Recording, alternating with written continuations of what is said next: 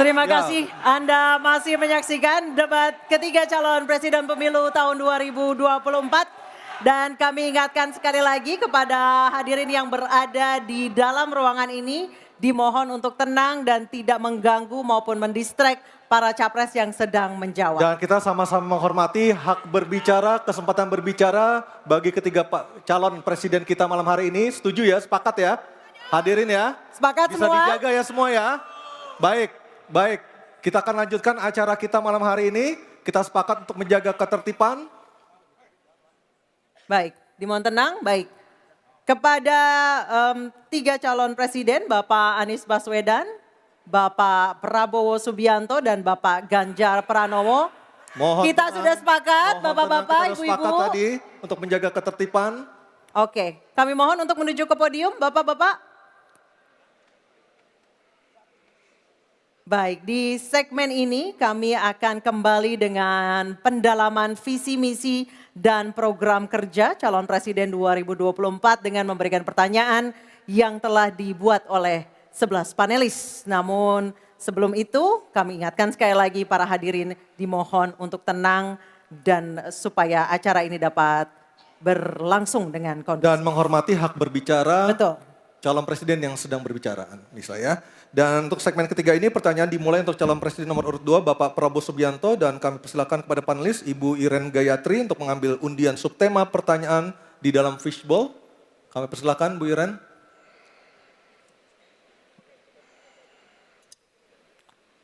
Tersisa 3 subtema lagi untuk segmen ini. Sudah ada keamanan, hubungan internasional, dan juga pertahanan. Ya.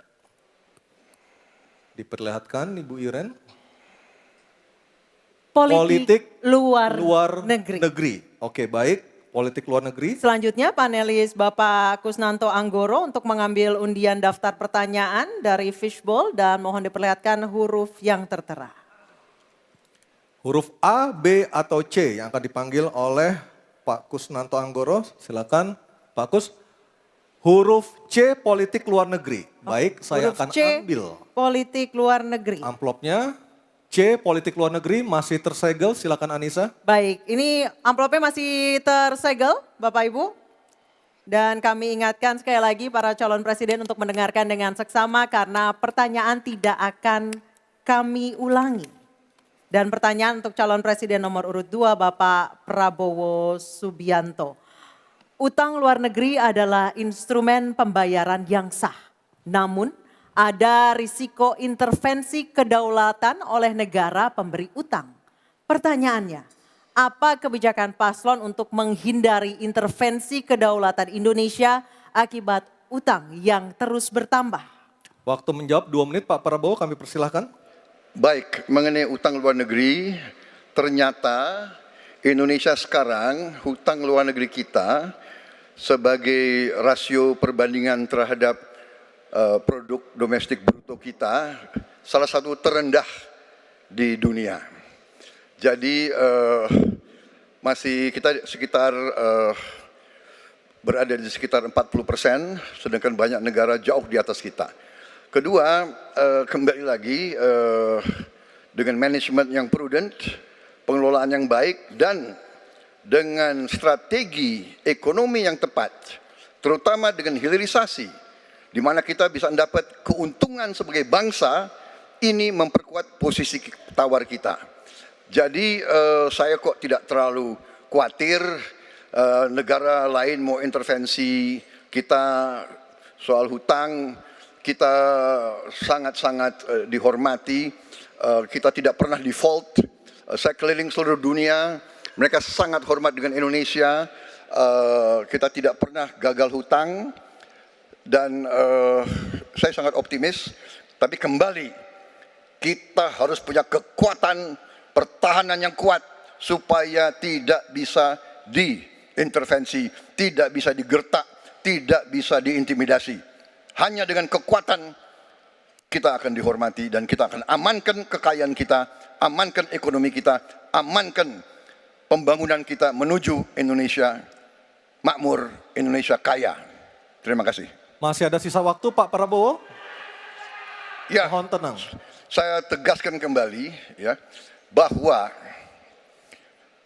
pelajaran sejarah manusia yang lemah akan selalu ditindas. Kita lihat saja apa yang terjadi di Gaza. Kita tidak boleh lemah, kita tidak boleh Baik, waktu habis. dilindas oleh Waktu bangsa habis lain. Pak Prabowo, kami persilahkan kepada calon presiden nomor urut 1, Bapak Anies Baswedan untuk menanggapi jawaban dari capres nomor urut 2 dalam waktu. Oke, silakan Anissa. Baik, selanjutnya capres nomor urut 2, jawaban capres nomor urut 2 akan ditanggapi oleh calon presiden nomor urut 3, Bapak Ganjar Pranowo. Kami persilakan Bapak, waktu Anda 1 menit. Kita membaca buku Convention of Economic Hitman dari John Perkin, bahwa hutang-hutang itu memang bisa mematikan. Maka hati-hati kalau mau hutang. Terutama pada infrastruktur yang punya risiko tinggi. Kita mesti hitung betul, kita mesti prudent betul. Karena ini pernah dilakukan dan membuat banyak negara kolaps karena hutang. Namun demikian, kalau mau pakai kekuatan dalam negeri, artinya wajib hukumnya kita mendorong ekonomi tumbuh 7%, kemudian govern berjalan bisa dengan baik, maka ICOR bisa turun 4%, dan kemudian kita mesti betul-betul anti korupsi. Kalau itu tidak dilakukan, maka tidak akan tumbuh ekonomi yang ada di tempat kita. Ease of doing business mesti dilakukan. Hanya saja memang kalau kita bicara pada industri pertahanan kita, mesti kita kuatkan industri dalam negeri. Jadi mohon maaf kaitan dengan hutang, no utang, no usang. Sehingga alutsista kita betul-betul kita lakukan transfer of teknologi dari dalam negeri. Waktunya Baik, habis. waktu sudah habis. Mohon tenang, mohon tenang, mohon tenang. Sekali lagi mohon tenang. Kami persilakan kepada calon presiden nomor urut 1, Bapak Anies Baswedan menanggapi jawaban dari capres nomor urut 2 dalam waktu 1 menit, Pak Anies. Sebaiknya disebutkan berapa persentase yang ideal, Pak, untuk kita di Indonesia. Kalau hanya mengatakan bahwa kita termasuk yang terbaik, berapa angkanya? Menurut hemat kami, kita harus bisa mencapai maksimal angka 30% dari GDP. Sehingga kita aman di bawah 30%. Dan itu caranya apa? Dengan satu menata hutangnya, yang kedua memperbesar GDP-nya. Yang tidak kalah penting adalah melakukan pengembangan skema-skema yang lebih kreatif dalam mencari hutang luar negeri, termasuk pelibatan swasta. Lalu memastikan bahwa ada perluasan wajib pajak yang harapannya nanti akan memperkuat juga GDP kita. Di samping mengurangi kebocoran pajak. Dan hutang-hutang yang kita gunakan untuk aktivitas produktif. Jangan hutang itu digunakan untuk kegiatan yang non-produktif. Misalnya hutang dipakai untuk membeli alutsista bekas oleh Kementerian Pertahanan. Itu bukan sesuatu yang tepat. Justru kita harus sebaliknya yang kita kerjakan. Baik, terima kasih. Harap tenang dulu, harap tenang dulu. Kita kembali ke calon presiden nomor urut 2, Bapak Prabowo Subianto, untuk merespon tanggapan dari kedua capres. Waktu Bapak 1 menit, silakan.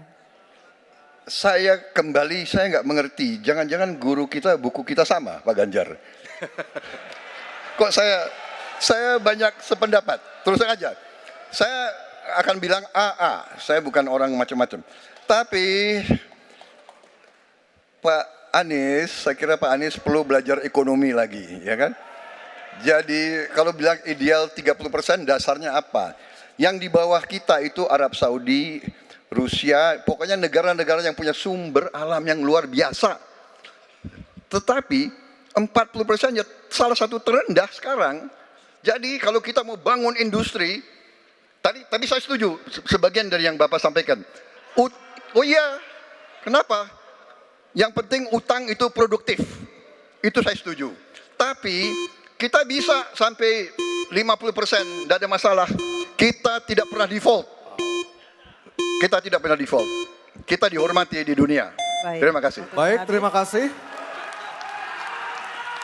Baik, kita beralih ke pertanyaan untuk calon presiden nomor urut 3, Bapak Ganjar Pranowo. Kami persilakan panelis Laksamana TNI Purnawirawan Profesor Dr. Marsetio mengambil undian sub pertanyaan kelima dalam fishbowl. Baik, tinggal tersisa 2 pertanyaan lagi. Apa yang diambil oleh Pak Marsetio? Kita perlihatkan ke kamera, Pak. Geopolitik. Baik, geopolitik adalah subtema kelima. Dan selanjutnya kami persilakan kepada panelis Bapak Philip J. Vermonte untuk mengambil undian daftar pertanyaan dari dalam fishbowl.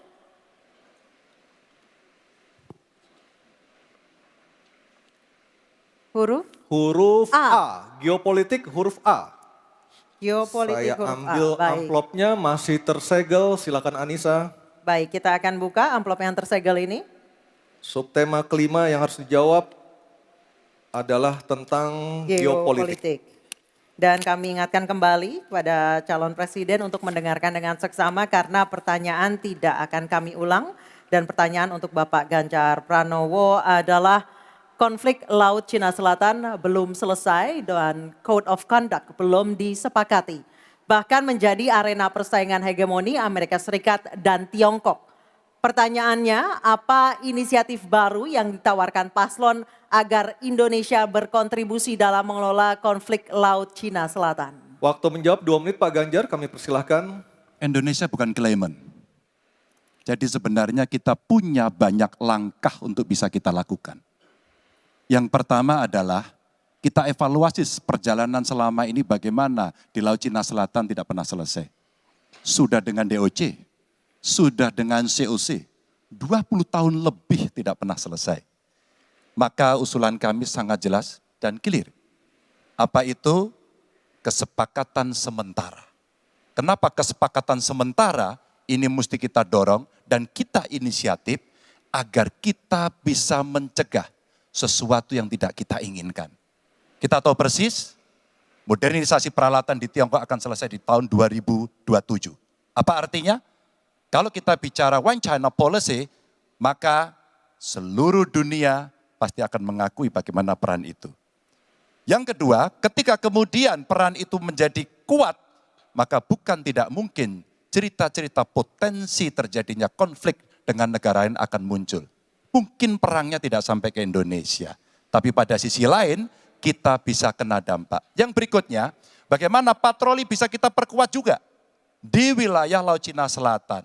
Maka kita butuh tanker-tanker terapung yang bisa dipakai untuk tentara-tentara TNI Angkatan Laut kita untuk bisa berpatroli. Sehingga logistiknya menjadi sangat murah. Tidak lagi kembali ke titik awal atau mereka bilang kami hanya pergi. Kalau kembali kami tidak bisa lagi karena logistik kami habis. Maka inilah titik-titik penting yang mesti kita dorong dan kita akan bisa membawa posisi inisiatif ini untuk membuat tadi yang saya sampaikan adalah kesepakatan sementara untuk menghindari potensi-potensi yang lainnya lebih tinggi. Kita akan meredam dengan cara itu. Terima kasih. Baik, terima kasih Pak Ganjar. Selanjutnya kami persilahkan. Mohon tenang. Harap tenang. Mohon tenang Bapak dan Kita Ibu sudah sekalian. sepakat di awal Bapak Ibu. Kami persilakan calon presiden nomor urut 1 Bapak Anies Baswedan untuk menanggapi jawaban dari capres nomor urut 3. Waktu Bapak 1 menit dimulai ketika berbicara. Jawaban Pak Ganjar tidak ada satu kata pun menyebut kata ASEAN. Padahal kata kuncinya di dalam menyelesaikan persoalan ini adalah ASEAN. Dan Indonesia negara terbesar di ASEAN, pendiri ASEAN. Indonesia harus kembali menjadi pemimpin ASEAN yang dominan. Bukan sekedar hadirin dalam summit-summit ASEAN. Kita menjangkau semua dan negara-negara ASEAN yang sekarang ini menjadi pintu masuk bagi kekuatan Tiongkok misalnya di Laut Cina Selatan. Apakah itu Laos, apakah itu Myanmar sekarang, itu akan menjadi bagian dari kesepakatan ASEAN terhadap wilayah Laut Cina Selatan. Bila di ASEAN kita membangun kesepakatan, bagaimana kita menata, bagaimana menghadapi kekuatan luar ASEAN. Karena kekuatan luar ASEAN yang datang di sini, maka kita menghadapinya sebagai satu regional. Bukan sekedar Indonesia berhadapan dengan negara lain, tapi satu region. Dan Indonesia memimpin ASEAN. Itu kata kuncinya menurut saya. Terima kasih. Baik, terima kasih Pak Anies. Mohon tenang Bapak dan Ibu sekalian. Mohon tenang. Kita lanjutkan Pak Prabowo untuk menanggapi jawaban dari capres nomor urut 3. Waktu Bapak 1 menit dimulai dari Bapak berbicara. Jadi keadaan Laut Cina Selatan menggarisbawahi bahwa kita perlu kekuatan pertahanan yang kuat. Kita perlu platform untuk patroli, kita perlu satelit, kita perlu banyak sekali. Dan untuk itu pertahanan harus kita bangun. Dan tadi ya sekali lagi Pak Anies ngomong-ngomong barang bekas karena Pak Anies rupanya tidak mengerti masalah pertahanan. Ya, tidak. Saya bersedia Pak Anies mengundang Pak Anies di tempat yang Pak Anies suka, kita diskusi, saya akan bawa data. saya akan bawa data yang sebenar-benarnya, ya. Jadi barang-barang bekas itu menurut saya menyesatkan rakyat. Itu Pak tidak pantas seorang profesor ngomong-ngomong begitu, ya. Karena dalam pertahanan hampir 50% alat-alat dimanapun adalah bekas, tapi usianya masih muda. Baik, Waktu Jadi- habis habis. Pak Prabowo. Ya. Terima kasih. Baik, selanjutnya kita harap tenang, kita sudah sepakat di awal. Kita kembali ke calon presiden nomor urut 3 Bapak Ganjar Pranowo untuk merespon tanggapan dari kedua capres. Waktu Bapak 1 menit, silakan. Terima kasih Mas Anies, saya tidak memberikan catatan ASEAN. Saya tahu persis pengambilan keputusan di ASEAN itu rumitnya minta ampun. Karena harus dengan konsensus. Maka kenapa banyak persoalan tidak selesai. Disitulah ketika kemudian amanah yang diberikan kepada saya, revitalisasi ASEAN. Agar kemudian pengambilan keputusannya tidak bulat. Sehingga kalau kita berbicara Laut Cina Selatan kemudian menggerakkan ASEAN, oke itu betul. Tapi terbayangkan DOC, COC yang sudah lamanya minta ampun 20 tahun lebih tidak pernah selesai. Maka pengambilan keputusannya, proses pengambilan keputusan di ASEAN itulah yang mesti juga kita review sehingga akan bisa lebih cepat. Yang berikutnya, saya sepakat alutsista angkatan laut yang ada di sekitar sana harus menjadi prioritas. Dan begitu saya jadi presiden, kita tunjukkan kedaulatan kita, gas yang ada di Natuna Utara harus dieksploitasi oleh kita sendiri untuk menunjukkan power kita Baik. pada Waktu dunia. sudah habis Pak Ganjar, Habis. terima kasih. Oke, Mohon tenang, masih ada satu sub pertanyaan lagi yang harus dijawab oleh ketiganya pada sesi ini, pada segmen ini. Kami beralih ke pertanyaan untuk calon presiden nomor urut 1, Bapak Anies Baswedan, dan kami persilakan kepada Profesor Dr. Widya Setiabudi Sumadinata untuk mengambil undian pertanyaan subtema. Silakan Pak Widya. Ini adalah yang terakhir. Yang ke-6. Yang diambil oleh Pak Widya, subtemanya adalah globalisasi. Baik, globalisasi subtemanya. Baik, selanjutnya kami kembali persilakan panelis Ibu Kuri Maharani Savitri untuk mengambil undian daftar pertanyaan dari dalam fishbowl dan memperlihatkannya kepada moderator dan juga kepada hadirin serta kepada para capres. C. Globalisasi C. Baik, saya ambil amplopnya C, globalisasi masih tersegel. Anissa silahkan. Baik, sekali lagi masih tersegel.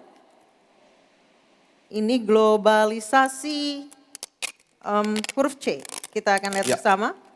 Kami ingatkan kembali sekali lagi bagi para calon presiden untuk mendengarkan pertanyaan dengan seksama karena kami tidak akan ulang. Pertanyaan untuk Bapak Anies Baswedan adalah globalisasi membuka peluang masuknya budaya asing ke Indonesia, tetapi juga memungkinkan budaya Indonesia untuk mendunia. Pertanyaannya, bagaimana strategi paslon mempromosikan budaya populer Nusantara untuk mendukung pertumbuhan ekonomi nasional? Waktu Bapak menjawab 2 menit Pak Anies, kami persilahkan. Ya. Negara harus mengalokasikan sumber daya yang cukup di bidang kebudayaan. Bukan dipandang sebagai biaya, tapi dipandang sebagai investasi.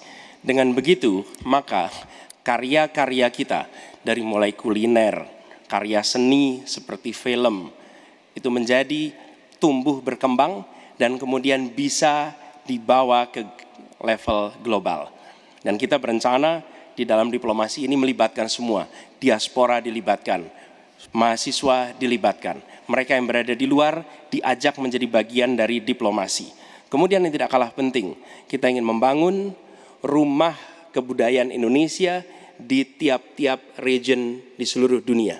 Sehingga di tiap-tiap region kita akan memiliki satu tempat di mana Indonesia menunjukkan karya budayanya.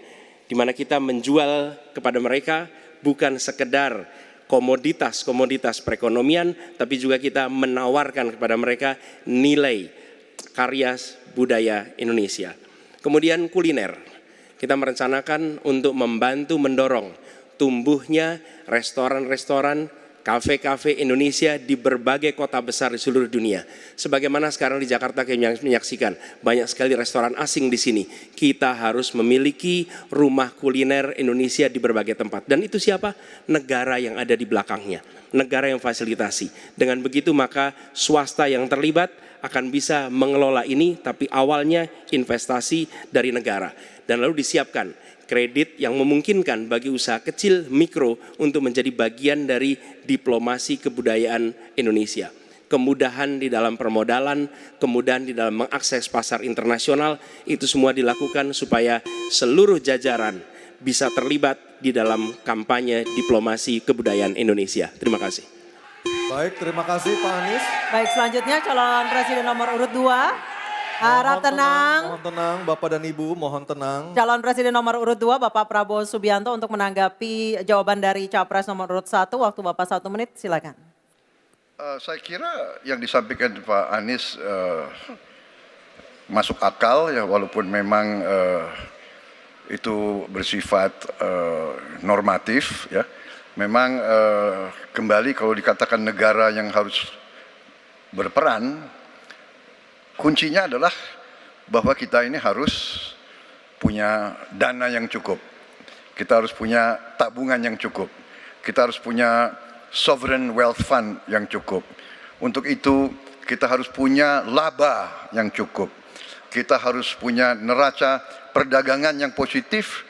Kita harus punya tabungan yang banyak, dan untuk itu hanya bisa dilakukan dengan hilirisasi, dengan penghematan, dengan efisiensi, dengan penerimaan pajak yang baik dan yang efisien. Saya kira itu. Baik, terima kasih Pak Prabowo.